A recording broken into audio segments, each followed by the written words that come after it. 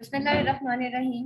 Rabbi इश्रह ली सदरी व यस्सिर ली अमरी वहलुल उक़दतम मिन लिसानी यफ़क़हू क़ौली। Anniversary by John Donne. ठीक है, जॉन डन ने ये एनिवर्सरी पोएम लिखी थी। अच्छा, इसमें एनिवर्सरीज नहीं है, दैट इज बेसिकली एनिवर्सरी, और इसके स्पेलिंग्स जो हैं इन पोएम्स के ये हैं। ठीक है, तो this poem anniversary also known as anniversary was written by John Donne on their first wedding anniversary. ठीक है, फर्स्ट वेडिंग एनिवर्सरी पे एक्चुअली उन्होंने उसने ये पोएम लिखी थी. It is basically addressed to his wife Anne More. On the lapse of 1 year, the poet thinks that everything is drawing near to destruction. ठीक है, पोएट का ये सोचना था कि शायद हर चीज जो है वो डिस्ट्रक्शन की तरफ जा रही है. whereas their mutual love is everlasting. ठीक है, दुनिया की हर चीज जो है, चाहे वो किंग्स हैं, बादशाहत है, स्टेट्स हैं, वो सब जो है वो डिस्ट्रक्ट हो जाएंगी, लेकिन उनकी मोहब्बत एक ऐसी चीज है जो कि कभी डिस्ट्रक्ट नहीं हो सकती. So that is basically the main theme of this poem, whereas the mutual love is everlasting. This poem can only be compared with that of Robert Browning. Again, platonic love की वो बात करता है, compare किया जाता है इसको Robert browning के साथ, who wrote one word more to celebrate his love for his wife. The poem Anniversary was written by John Donne in 1660s and published in Donne's second collection in 1961. ठीक है, अब देखते हैं कि John Donne की ये जो anniversary है ये किस बारे में है. Donne in this poem tell his wife that true love will persist even in the grave.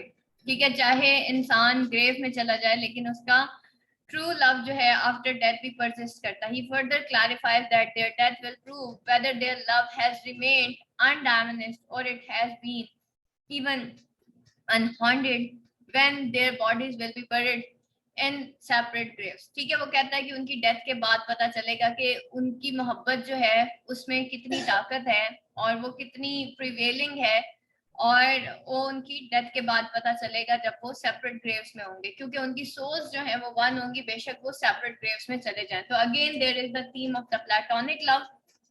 What is the main theme? ठीक है, then compares their mutual love with those of king. He says that they are like kings and subject to each other and safer than other kings. ठीक है, वो अपनी मोहब्बत को उन Kings की स्टेट्स और किंग्स के साथ, एक किंग जो होता है वो हमेशा उसको ये डर रहता है कि शायद उसकी बादशाहत छिन जाएगी या कोई उसको दगा दे जाएगा. ठीक है, तो उसको हमेशा एक ट्रीजन का जो है वो खतरा होता है. But in their case only one of them can be guilty of treason against each other. So he admonishes his wife, let us love nobly and live through years to come till we attain the age of 60. ठीक है, वो कहता है कि हमें जो है हमारी मोहब्बत जो है वो नोबल होनी चाहिए और टिल जो है age of 60. This is only second year of our marriage, second marriage life. ठीक है, वो सेकेंड मैरिज अपनी, यानी कि that is their second year of married life, तो वो उसकी बात करता है. बाकी आगे थीम्स हैं वो हम टेक्स्ट पढ़ने के बाद फिर डिस्कस करते हैं.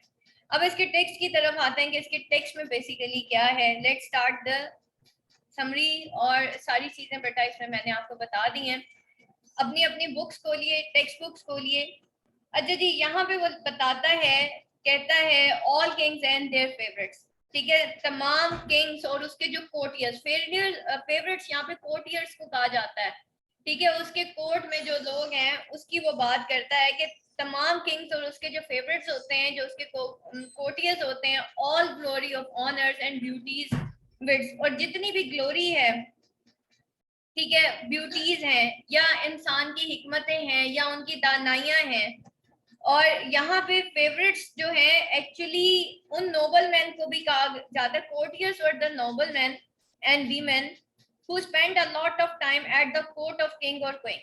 ठीक है, और उनकी जो है वो नोबल मैन होते थे जिनकी किंग्स की भी ग्लोरी ऑफ ऑनर की बात की जा रही है, लेकिन उसके साथ साथ वो जो कोर्टियर्स हैं, वो जो बादशाह को मशवरे देते थे, उनकी हिकमत, उनकी सारी चीजें, वो कहता है वो तमाम किंग्स और उनके कोर्टियर्स जिनकी ग्लोरी ऑफ ऑनर, जिनको इतना ज्यादा एक बादशाह के महल के अंदर जो है वो एक ऑनर दिया जाता था, उनकी ब्यूटीज और उनकी विट्स को देखते हुए. The sun itself makes times as they pass. जो सन है वो भी क्या है, उसकी भी जो ग्लोरीज है. The sun which count of time everything is moving towards its end, ठीक है, makes it time as they pass, ये गुजरते जा रहे हैं और वो भी destruction की तरफ जा रहा है, is elder by a year now than it was, वो भी एक साल पहले जो है यानी कि वो अपना एक साल गुजार चुका है और वो मजीद डिस्ट्रक्शन की तरफ जा रहा है। एक साल जब इंसान का बढ़ता है तो वो मजीद डिस्ट्रक्शन की तरफ जाता है। When thou and I first one another saw, तुमने और मैंने जब फर्स्ट टाइम यानी कि जब हमारी शादी हुई थी, when we got married, तो वो कहता है कि जब हम पहली दफा एक दूसरे से मिले थे, all other things to do their destruction draw, only our love hath no decay, ठीक है। वो कहता है कि हम भी जब पहली दफा एक दूसरे को हमने देखा था, अगर हम उस पूरे सिनेरियो को कंपेयर करें तो जैसे हर चीज एक साल पुरानी हो गई है, इसी तरीके से हमारा ये रिश्ता भी एक साल पुराना हो गया है, यानी कि हमें भी एक दूसरे को देखे हुए एक साल हो चुका है। अब वो कहता है वो उस तमाम इन गुजरी हुई सन को, किंग्स को और उसके कोर्टियर्स को कंपेयर करता है कि वो भी ओल्डर हो गए हैं, उसी तरीके से जैसे हमारा ये जो रिलेशनशिप है वो भी 1 ईयर ओल्डर हो गया। तो वो कहता है कि ये तमाम चीजें जो कि 1 ईयर ओल्डर हो गई हैं वो तो डिस्ट्रक्शन की तरफ जा रही हैं, लेकिन only our love hath no decay, लेकिन हमारा जो लव है वो कभी डिके नहीं होगा। Now he is comparing the sun and the king and the courtiers and their glories, their wits, their beauties with his love. वो प्लेटोनिक लव की बात करता है और ये वो लव होता है जिसकी जो डिस्ट्रॉय नहीं हो सकता, जो कि हमेशा है, दायमी है, और वो एवरलास्टिंग लव है जिसकी वो बात करता है। This is no tomorrow hath nor yesterday, ठीक है। सन जो है वो तो अपने टाइम के हिसाब से चलता है, उसका टुमारो एंड यस्टरडे होता है। Actually there he is comparing sun with his own life, ठीक है।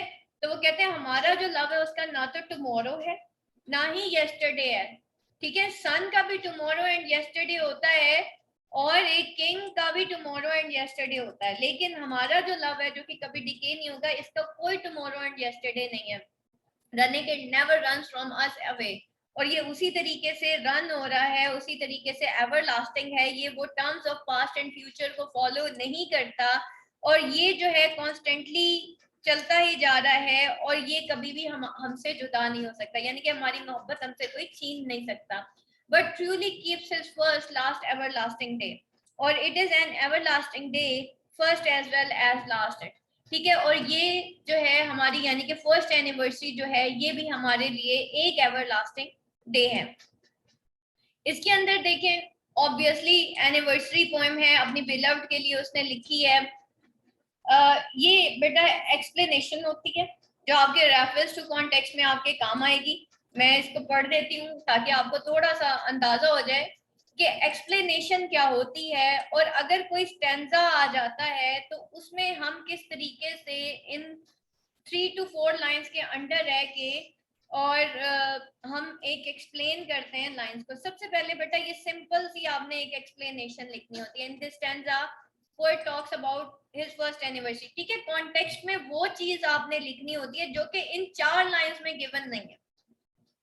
इन 4 लाइंस में जो नहीं है, कॉन्टेक्स्ट का मतलब होता है सियाको सबाक, ठीक है। सियाको सबाक जो होता है यानी कि उसका अगला और पिछला, वो इन 4 लाइंस में नहीं होता। कॉन्टेक्स्ट में हर वो चीज आ जाती है, बैकग्राउंड आ जाता है, ईच एंड एवरीथिंग। लेकिन जब आप एक्सप्लेनेशन लिखते हो तो एक्सप्लेनेशन में वो जो 4 लाइंस होते हैं सिर्फ आपने उसको एक्सप्लेन करना होता है।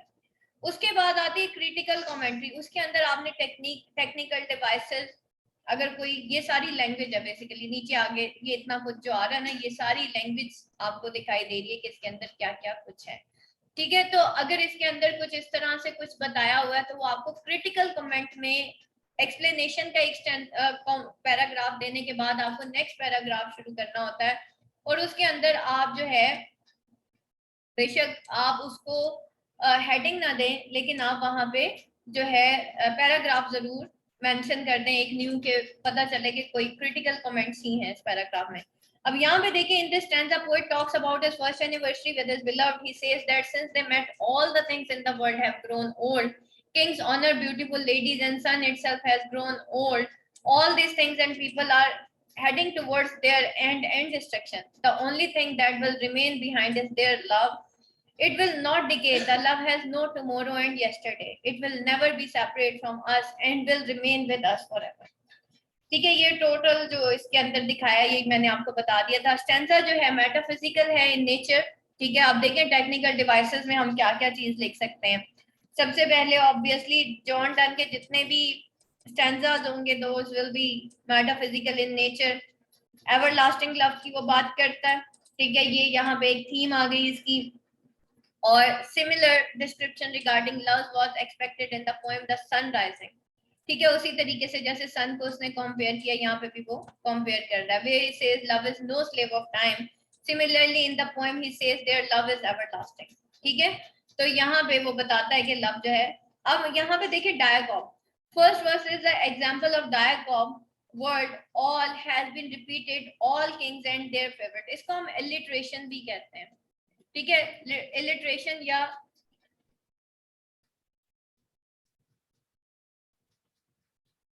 ठीक है alliteration या फिर इसको हम कहते हैं कि ये repetition of word है.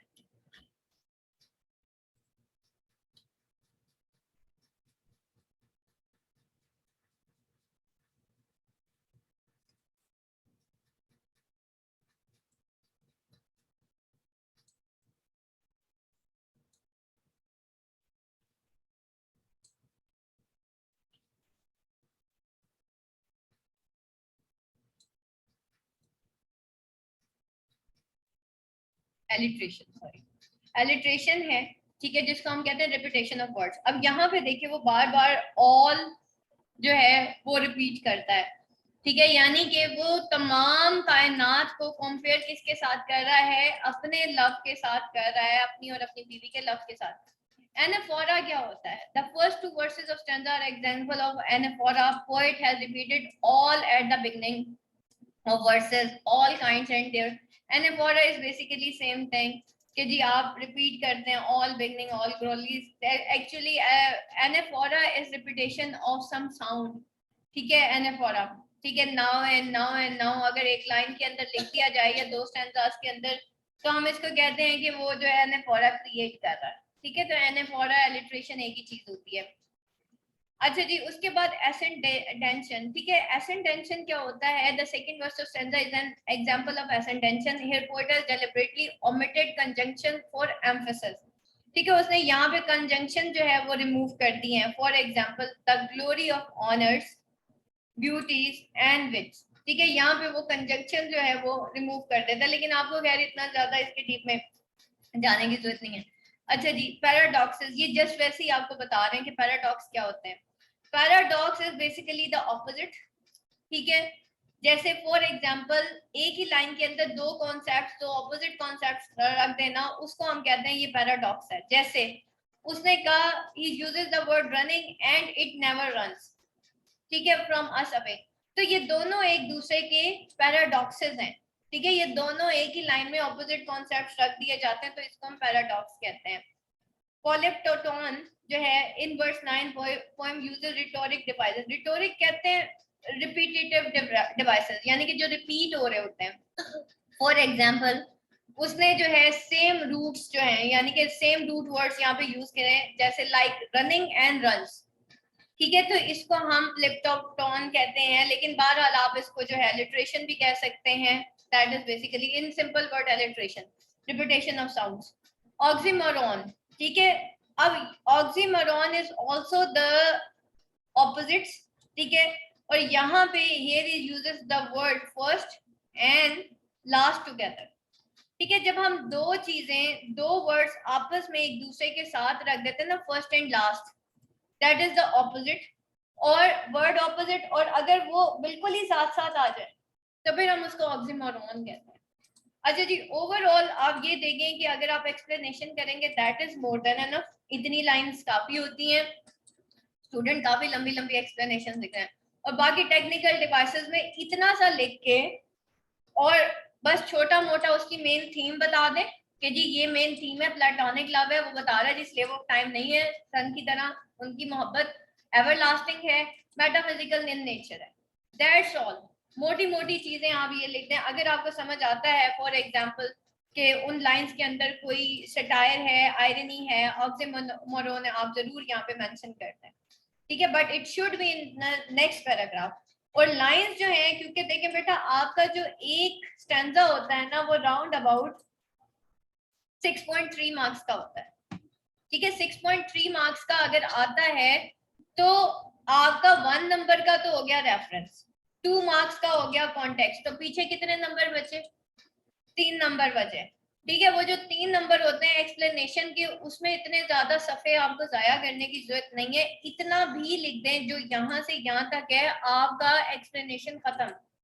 इससे ज्यादा आप लोगों को डिटेल में जाने की जरूरत नहीं है, ठीक है। अच्छा जी, नेक्स्ट की तरफ चलते हैं। Two grave must hide thine my course, of one my death were no divorce. Alas, as well as other princes we, who prince enough in one another be, must leave at last in death these eyes and ears, often fed with few oaths and with sweet salt tears. But souls where nothing dwells but love, all other thought being inmates, then shall prove this or a love increase there above, when bodies to their graves, souls from their graves remove. अच्छा जी, यहाँ पे वो कहता है, अब वो जो है सेपरेट ग्रेव्स की बात करता है कि उनकी जो मोहब्बत है वो आफ्टर डेथ भी कायम रहेगी। अब वो 2 ग्रेव्स और अपने जो एक एवरलास्टिंग लव है उसको कंपेयर करता है। वो कहता है 2 ग्रेव्स मस्ट हाइड दाइन एंड माय कोर्स, तुम्हारी और मेरी बॉडी को 2 ग्रेव्स जो है वो तो हाइड कर लेंगे, यानी कि हमारी बॉडीज जो है मरने के बाद दो सेपरेट ग्रेव्स में तो चली जाएंगी। If one might death were no divorce, ठीक है, अगर तो जो है इट कुड बी, अगर तो एक ग्रेव में भी हुई तो तब भी डेथ जो है हमें एक दूसरे से डिवोर्स नहीं कर सकती, अलहदा नहीं कर सकती। Alas as well as other princes, वो कहता है अफसोस कि जैसे दूसरे प्रिंसेस के साथ होता है, क्या होता है उनके साथ, और be who prince enough in another be, ठीक है, ये वो प्रिंसेस होते हैं who are princes for each other, ठीक है। जैसे प्रिंसेस होते हैं तो प्रिंस जो है वो एनफ होते हैं वन एन अदर भी, ठीक है, प्रिंस हमेशा प्रिंस ही होता है। Must leave at last in death these eyes and years, तो फिर क्या होगा, वो कहता है मस्ट डाई एट लास्ट और नो मोर एबल, यानी कि प्रिंसेस भी जब आंखों से ओझल होते हैं तो कोई उनको कभी देख नहीं सकता, उनकी आंखें उनके कान उनको कभी देख नहीं सकता। ऑफन फेड विद ट्रू ऑथ्स, हो सकता है कि वो ट्रू ऑथ से भी फेड हुए हों, and with sweet salt tears, और उनके पीछे शायद दुनिया रोती है, और oaths and truly love salt tears के साथ विल सीज कि वो फंक्शन करना बंद कर दें, ठीक है। तो शायद उनको आंखें और कान ना देख सकें, और जो है पीछे जो रह जाने वाले शायद वो ट्रू ऑथ्स और स्वीट सॉल्ट टीयर्स के साथ वो रोते हो। But souls where nothing dwells but love, वो कहते हैं कि अगर हम दोनों में से एक भी पार्ट होता है, यानी कि एक पहले चला जाता है, तो तब भी हमारी सोल्स जो हैं वो कभी भी ड्वेल नहीं हो सकती, ठीक है, वर नथिंग बट लव, ठीक है। all other thought being inmates, then shall prove this or our love increase there above. फिर वो कहता है कि लेकिन सोल्स जो है वो ऐसी चीज है जो कि कभी ड्वेल नहीं होगी, अगेन प्लेटोनिक लव है, but love all other thought being in inmates, लेकिन जो है लव जो है वो तमाम जो थॉट्स हैं उनका उनके इनमेट है, यानी कि उनका रेजिडेंस है, तमाम थॉट्स का रेजिडेंस क्या है, वो लव है। और हमारी जो सोल्स हैं वो कुछ भी नहीं उनके अंदर, लेकिन सिर्फ मोहब्बत है, ठीक है। और यही थॉट्स हैं जो कि इसकी रेजिडेंस है, that shell prove when body this और लव इंक्रीज देयर अबव, और अबव यहाँ पे हेवन को कहा जा रहा है, ठीक है। वो कहते हैं कि हमारी जो सोल्स हैं वो इस एक्सपीरियंस ऑफ लव को जो है, जो कि एक हायर ऑर्डर का लव है, all there above higher order love है, वो जो है दिन ब दिन इंक्रीज ही होता जाएगा, दिस और लव इंक्रीज देयर अबव, ठीक है। वो हेवन में भी पहुंच के इंक्रीज ही होगा, वो हमारा हेवनली लव है, वो डे बाय डे जो है जो है वो इंक्रीज होगा when they go up to heaven, when bodies to their graves souls from their graves remove. वो कहता है कि उस वक्त हमारी मोहब्बत आसमान पे उठाई जाएगी, हेवन में उठाई जाएगी, जब ये बॉडीज जो हैं उनको रिमूव किया जाएगा, बॉडीज टू देयर ग्रेव्स, यानी कि बॉडीज को ग्रेव्स के हवाले किया जाएगा, and souls from their graves removed, और सोल्स जो हैं वो उन ग्रेव से आसमान की हेवन की तरफ उठाई जाएंगी, तो वो फिर हम प्रूव हो जाएंगे कि हम वो इनमेट्स हैं जिनका जो लव है वो हेवनली है, वो अप टू स्टैंडर्ड है, वो अप टू मार्क है, वो एक हायर ऑर्डर लव है, और हमारी जो जो है वो आफ्टर डेथ जो है हमारी सोल्स जब ऊपर हेवन में उठाई जाएंगी तब पता चलेगा कि ये ट्रू लव है। ठीक है, वैसे तो खैर कब्र का हाल तो मुर्दा ही जानता, वो तो भाई एक अलग ही दुनिया है। खैर ठीक है, जॉन डन जो है वो पहुंच गया है कब्र तक, लेकिन कब्र में जो होता है ना बंदे के साथ, वो एक अलग ही दुनिया होती है। वहां पे भी बंदे को ये पता नहीं होता पीछे मेरी कोई बेगम भी रह गई पीछे। ठीक है, वहां पे आपका ताल्लुक खत्म हो जाता है दुनिया के साथ।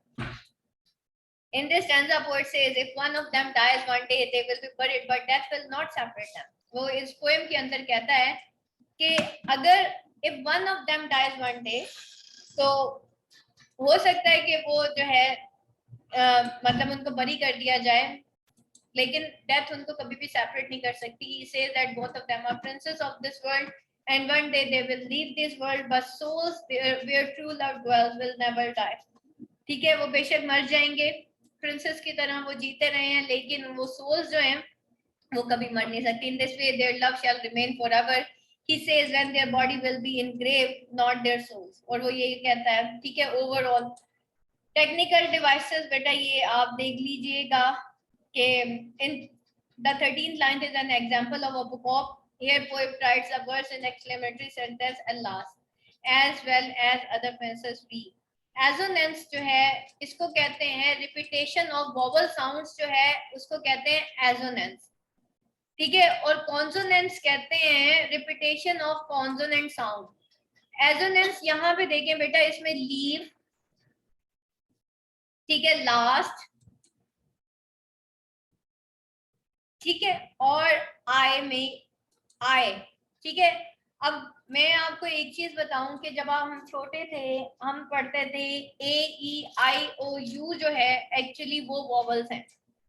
ठीक है, लेकिन वॉवल साउंड्स जो है I is a vowel sound, year, year, इसमें आर साइलेंट होता है। ठीक है, तो ईयर जब आप लिंग्विस्टिक्स पढ़ेंगे या आप कभी हमारा अगर आप लोगों ने स्पोकन कोर्स ज्वाइन किया तो उसमें हम ये सारी फोनेटिक्स पढ़ा रहे होते हैं। ठीक है, तो actually that is basically the repetition of जो है वॉवल साउंड। ठीक है, तो लीव, ई, ए, आ, ये सब जो है ये वॉवल साउंड्स होती हैं। तो वैसे तो हम वॉवल लेटर्स जो हैं वो 5 ही पढ़ते हैं, लेकिन वॉवल साउंड्स जो हैं वो ज्यादा होती हैं। ठीक है, तो ये ईयर जो है that is basically a vowel sound.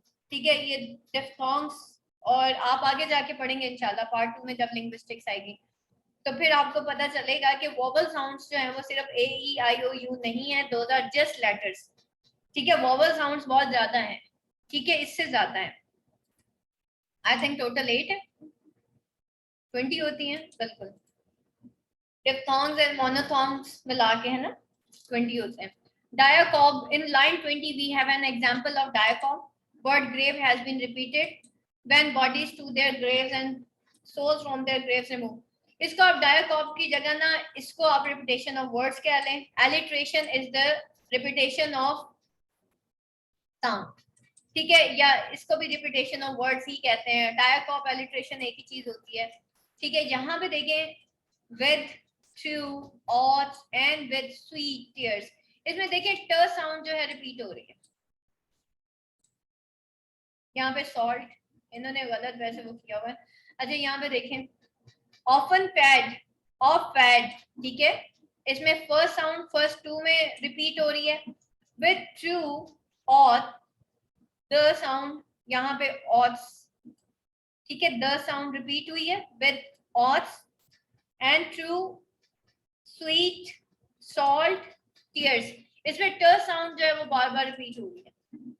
ठीक है, तो इसको एलिट्रेशन कहते हैं, और ये रिदमिक पैटर्न जो है उसको इंक्रीज करने के लिए एक पोएट जो है वो एक रिदमिक पैटर्न जो है वो क्रिएट करता है, ठीक है, जिसमें ये वाली चीजें भी आती हैं।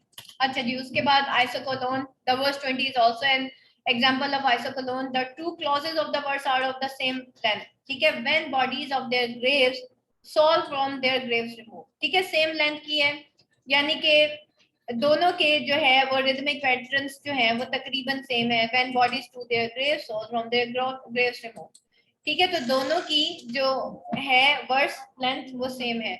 and then we shall be thoroughly blessed but now more than all the rest, ठीक है। फिर वो अब नेक्स्ट स्टैंजा की तरफ जाता है, जो लास्ट स्टैंजा है, वो कहते हैं and then we shall be thoroughly blessed, और वो कहते हैं जब हम थॉरली जो है ब्लेस्ड हो जाएंगे, यानी कि हम जो है हमारी जो सोल्स हैं वो हेवन में पहुंच चुकी होंगी, और हम इतने ज्यादा ब्लेस्ड होंगे, जैसे हमें भी लगता है कि हम सारों ने जन्नत में चले जाना है, इसी तरह हर इंसान को यही लगता है कि हमने सारों ने ही जन्नत में जाना है, और हमारे सारे अमाल ऐसे हैं जो बेचारे जन्नती हैं।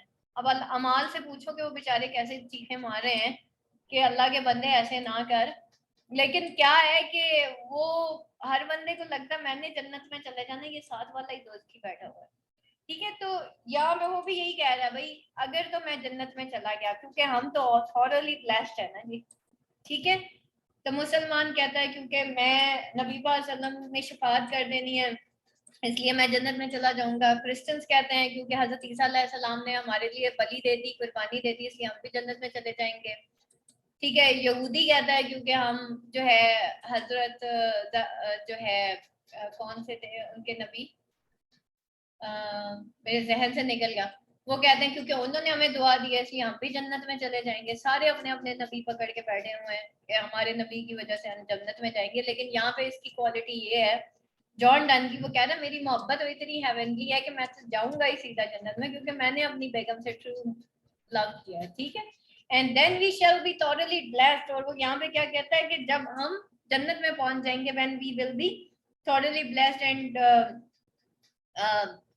जो है हम हेवनली हो जाएंगे, but now no more than all the rest, तो वो पीछे जितनी भी चीजें रह जाएंगी वो जो है कुछ भी नहीं होंगी हमारे लिए, और हम बहुत अच्छे में होंगे, मजे में होंगे। Here upon earth we are kings and none but we can be such kings not of such subjects भी।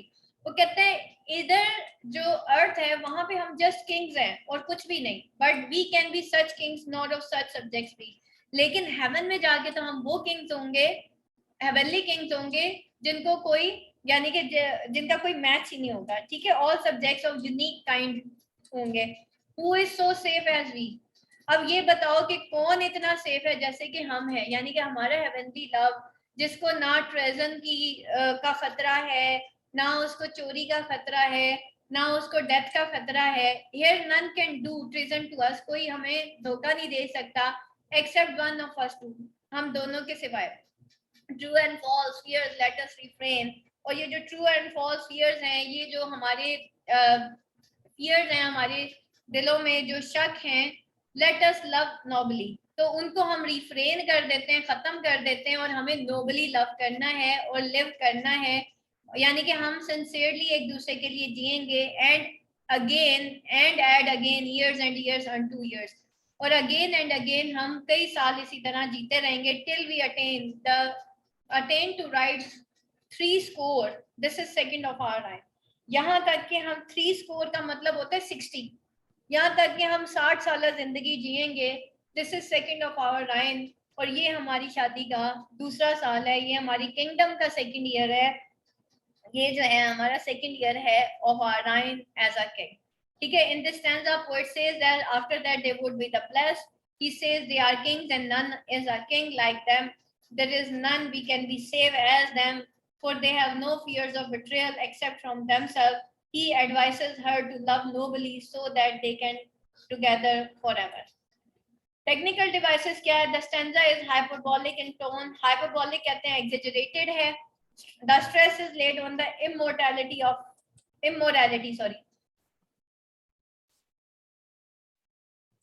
इमोर्टैलिटी है बेटा, ये इमोर्टैलिटी, ठीक है। इमोर्टल है लव, मोर्टल फानी, इमोर्टल जो कभी लाफानी, ठीक है, खत्म नहीं हो सकता। Such stanza is found in the poem like the relic and the sun rising. Syncope देख लेते हैं, इसके अंदर क्या है. We have an alphabet is omitted from the word are here upon we are.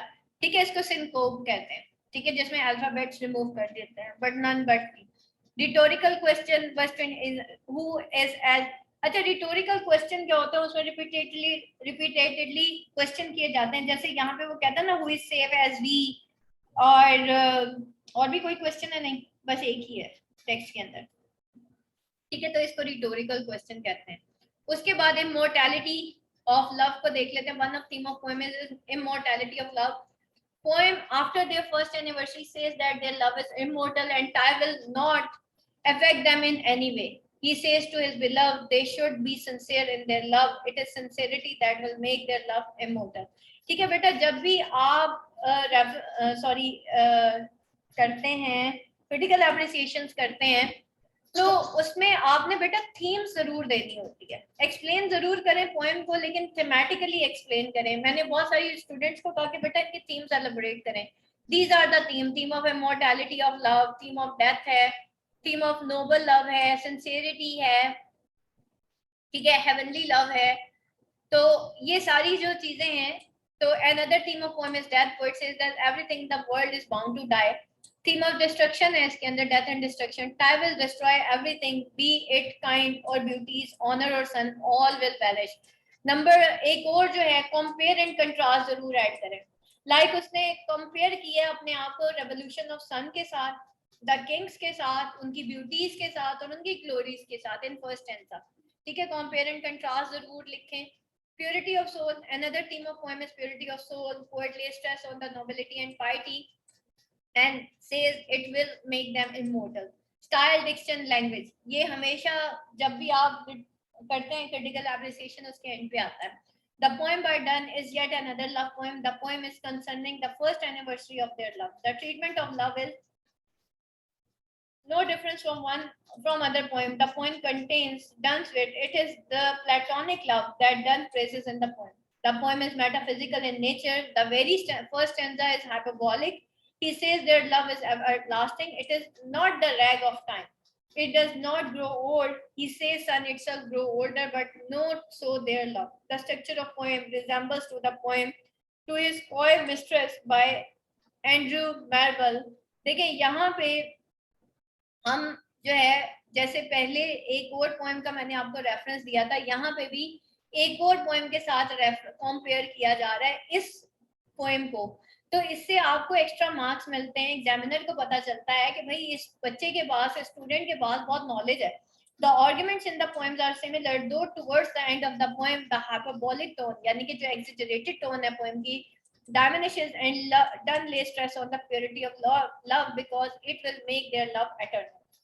The poem is composed in 3 stanzas, each consisting of 10 verses with a rhyme scheme of A A B B C C D D E E, also known as rhyming couplet. ठीक है, इसको rhyming couplet कहते हैं. There is not set structure on how many syllables are in each line. It's mostly put together by roughly the same amount of syllables and of course the rhyme. अच्छा जी, आपको थोड़ा सा मैं rhyming scheme के बारे में बता देती हूँ. थोड़ी सी इमॉर्टैलिटी ऑफ लव. अच्छा, rhyming scheme क्या होती है, यहाँ पे देखें. Decay, yesterday, away, everlasting day. इन सब की जो साउंड है ना, एंडिंग साउंड, वो ए ए है. ठीक है, इसकी साउंड जो है वो ए है, इसकी भी साउंड ए है. ठीक है,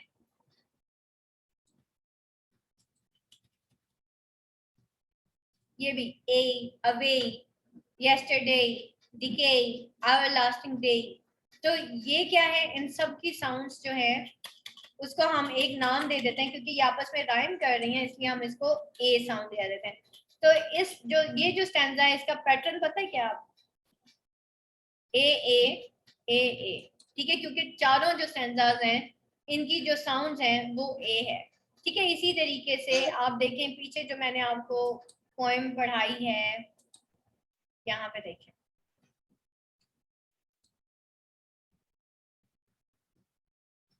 favourites and bet, that is दोनों फेवरेट्स, बेट्स दोनों इट्स करके साउंड आ रही हैं, तो ये A sound, then it is A sound, क्योंकि दोनों आपस में राइम कर रही हैं। ए साउंड हो गई। Let's come to word pass and was. अब ये इट्स से मैच नहीं करी, तो दिस इज बी साउंड, ठीक है। और क्योंकि पास और वॉज आपस में राइम कर रही है, तो this is also a B sound, ठीक है, ये बी साउंड हो गई। सॉ एंड ड्रॉ, ठीक है, ये पीछे वाली किसी लाइन से मैच नहीं करी, so this is C sound, this is C sound.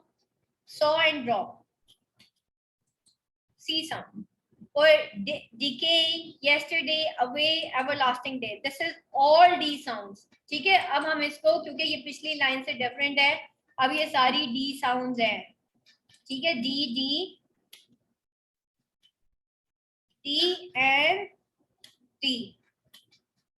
अब देखें जी इसकी राइमिंग स्कीम क्या बनी, यहाँ पे मैं लिख देती हूँ, ठीक है। पीछे वाली A B B C C and then D D D D and D D, sorry D D 4D है, ठीक है, 4D आ गए ना। तो अब ये इसकी बेटा ये देख लें पीछे, A sound, then B B sound, C C sound, D D and D D, यानी कि एक कॉपलेट एंड पे, सॉरी एक 4 लाइन स्टैंजा जो है इसको क्वार्ट्रेन कहते हैं, that is basically a quatrain, ठीक है। तो ये क्वार्ट्रेन है, यानी कि एक इसको बेटा सोनेट फॉर्म भी कहते हैं, ठीक है। अब यहाँ पे देखें 3 कॉपलेट्स हैं, सेसेट 6 लाइन स्टैंजा, ठीक है, 6 लाइन स्टैंजा को हम सेसेट कहते हैं, और 4 लाइन स्टैंजा को हम कहते हैं जनाब सेसेट, सेट सेट, सेसेट होता है, that is not set set, sestet कहते हैं इसको। अच्छा जी, और इसको 4 लाइन स्टैंजा को हम क्वार्ट्रेन कहते हैं, क्या कहते हैं, क्वार्ट्रेन।